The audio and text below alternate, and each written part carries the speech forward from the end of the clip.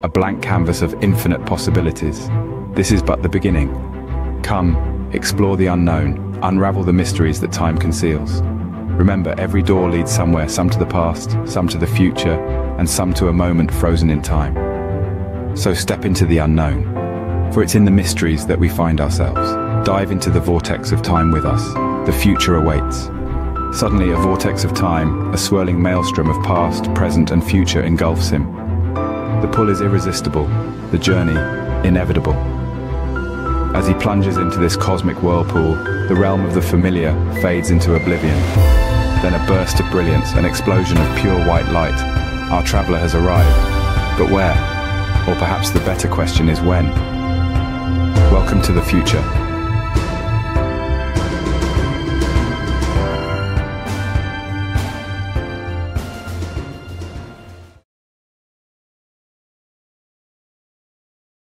Ya, teman-teman Acat, kali ini kita belajarnya temanya mengenai candlestick dan ini bagian pertamanya dulu ya.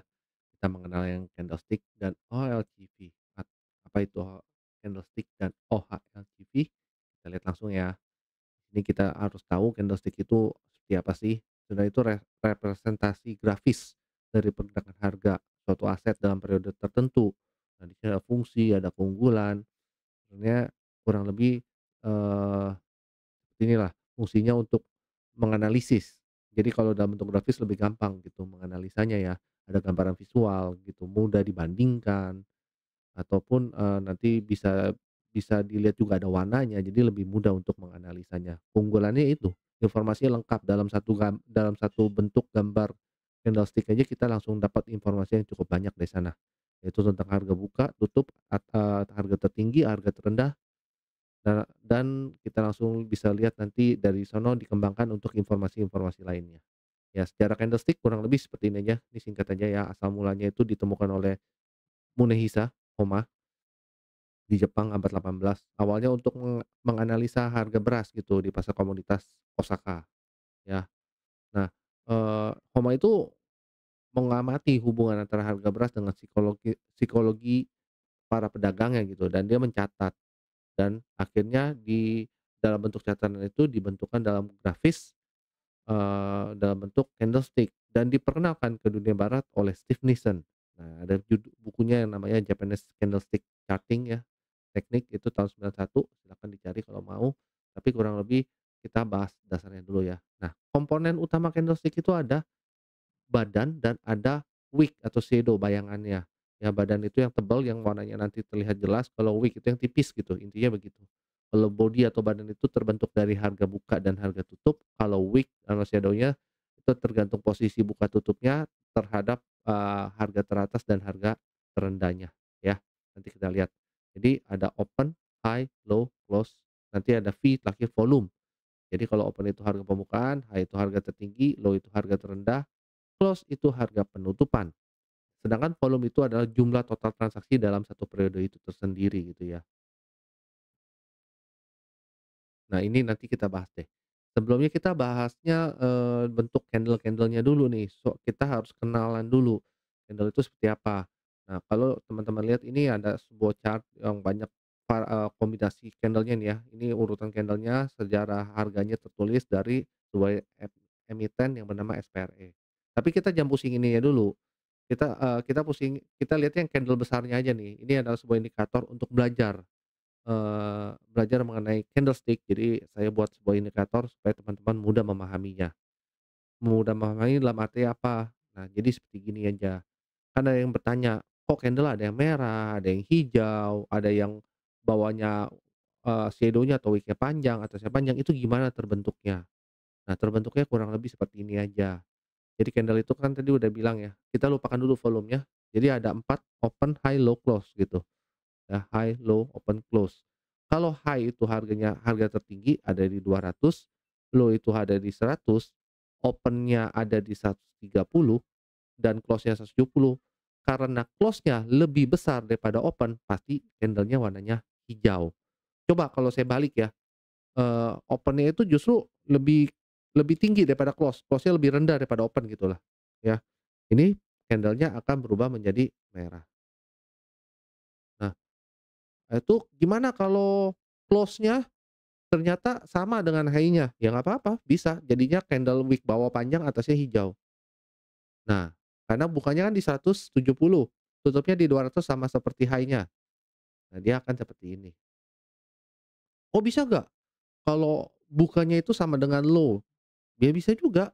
Bukanya sama dengan low, open-nya berarti sama dengan low di 100. Ini yang orang kenal candle hijau Marubozu, full hijau. Buka di sini, harga terendah sini nggak pernah turun lagi dari harga terendah, dan tutupnya sesuai dengan harga tertinggi juga. Nah, ini biasanya, bullish kuat orang bilang katanya. Besok naik lagi nih gitu. Ada istilah malah open sama dengan low gitu, OPLO. Nah, itu kurang lebih seperti ini.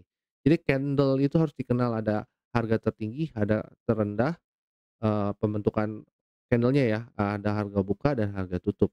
Nah, kurang lebih untuk belajarnya seperti itu aja. Untuk warna merah berarti harga tutupnya itu lebih rendah daripada harga bukanya. Contohnya kayak gini, umpama lebih rendah ya. Ini kan, harga tutupnya lebih rendah daripada harga buka, ya merah semua nih, tuh, ya.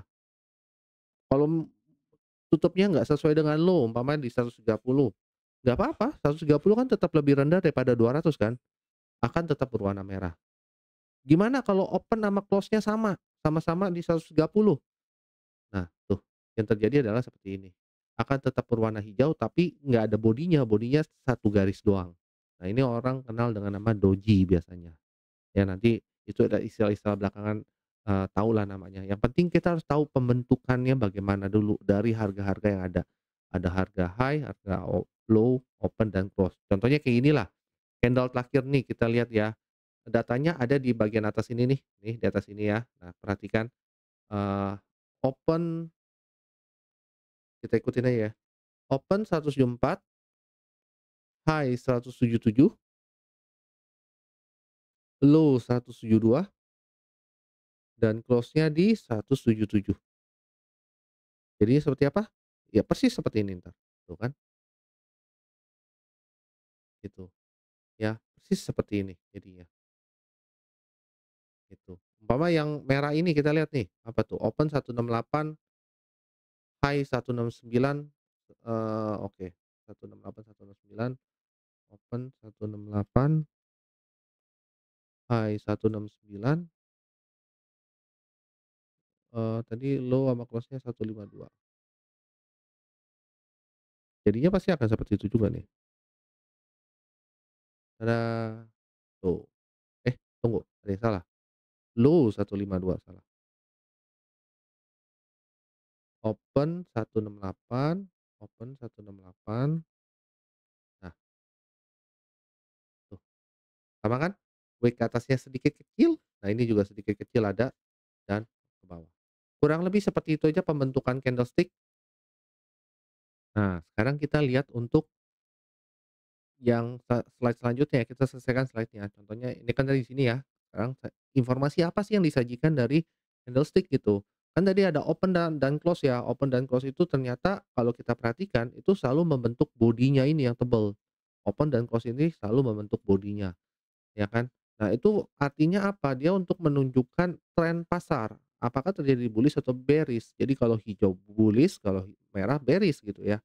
Dengan high dan low itu menentukan apa? Gambaran tentang volatilitas harga. Berarti harga pernah sampai di umpama, ini saya rubah deh, saya rubah dikit ya, close-nya dulu, open-nya bukan 168 deh, open-nya 160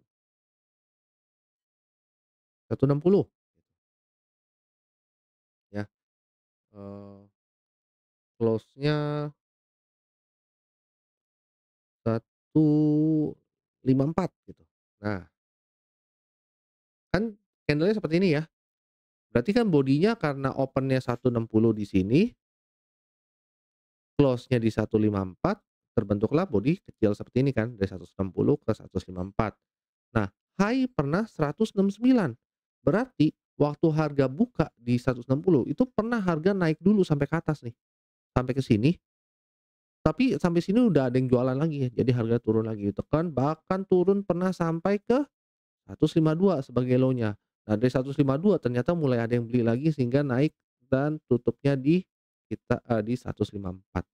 Nah, itu makanya high sama low menggambarkan volatilitas atau pergerakan harganya paling tertingginya di mana sih? Pergerakannya sampai sini loh, kalau terendahnya sampai sini. Nah, itulah fungsi dari high dan low. Ada juga nanti volume, volume itu nanti, biasanya ada indikasinya di bagian bawah sini nih, saya tambahkan ya. Nah, volume di candle yang ini, nah ini adalah volumenya adalah sebesar berapa, kita bisa ukur volumenya di 58,58 M. Di sini ya, nanti lihat tuh 58,58 M. Nah, itu adalah volume yang terbentuk di candle nih. Kalau candle yang sebelumnya berapa? Tuh tinggal digeser aja aren ke candle itu langsung kelihatan volumenya, 96,49. Nah, fungsi volume ini apa? Fungsi volume itu untuk mengindikasikan minat pasar terhadap aset tersebut. Nah, jadi kalau di sini candle yang terakhir ini transaksinya lebih dikit, minatnya lebih dikit dibandingkan candle yang ini. Jadi candle besar contohnya kayak gini nih, merah, bodinya kan gede banget kan, tapi volumenya kecil tuh.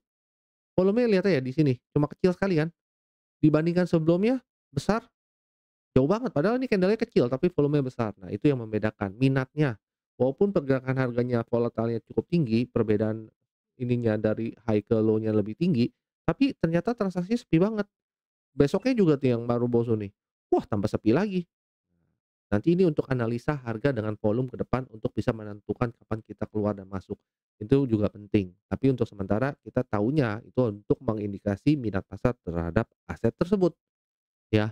Nah, praktisnya untuk gunain apa? Nanti untuk identifikasi pola candlestick. Ya, banyak kok pola candlestick yang diperkenalkan oleh eh, Homa ya, sebagai penemunya. Nanti ada yang namanya hammer, doji, engulfing, macam-macam lah, ya. Itu juga bisa sebagai level support dan resisten. Jadi umpama kita pakai time frame daily dapat satu candle nih, high sama low-nya, itu bisa dijadikan sebagai support dan resisten untuk analisa di time frame yang lebih rendah, contohnya time frame 1 jam. Nah, jadi supportnya itu ada di atas, resisten supportnya itu menggunakan low-nya, dari time frame daily, resistennya menggunakan high dari time frame daily untuk analisa di time frame 1 jam, bisa juga seperti itu, ya. Dan ya itu tadi memahami tren pasar, kita bisa lihat tren pasar ini lagi apa sih, gitu, dan bisa mengambil keputusan trading, kurang lebih seperti itu. Nah, tapi selain ada keuntungan, ada kekurangan. Kelebihannya kan tadi tuh visualisasinya udah jelas gitu, mudah dipahami, bisa memberikan wawasan dan mendalam tentang psikologi pasar seperti yang diutarakan Homa, cita-cita awal, belajar menciptakan candlestick untuk mengetahui psikologi pasar, terutama waktu itu beras kan, dari para pedagang beras di sana gitu ya. Kekurangannya apa? Nah, ini kekurangannya, candlestick itu perlu pemahaman mendalam, membaca pola yang benar. Karena ada yang bilang, "Oh, itu hammer." "Oh, itu bukan hammer, itu hanging man." Apa bedanya hammer sama hanging man? "Oh, bentuknya sama." Jadi contohnya kayak gini nih, hammer seperti ini, hammer itu kan palu ya.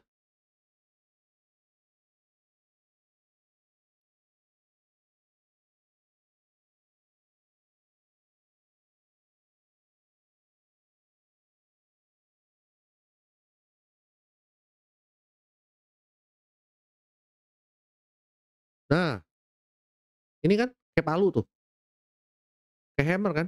Ada yang bilang, "Ini hammer."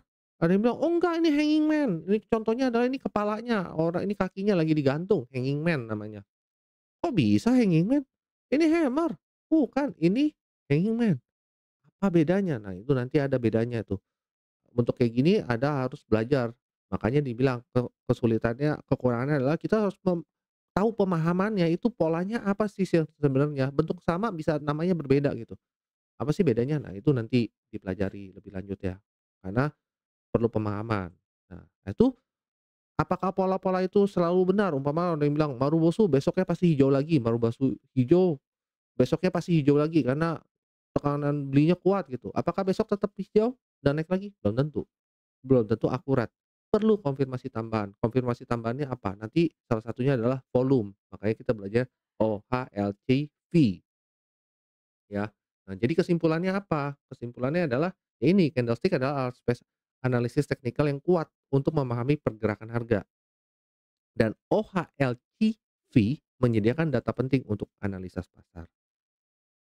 Ya, untuk, mengenai pola, mengenai yang lainnya kita lanjutkan di part selanjutnya ya. Untuk yang kali ini selesai. Jadi terima kasih untuk udah menikmati, eee, panduan belajar ini. Moga-moga teman-teman bisa mengerti dan bisa memanfaatkan informasinya dengan baik dan benar gitu ya.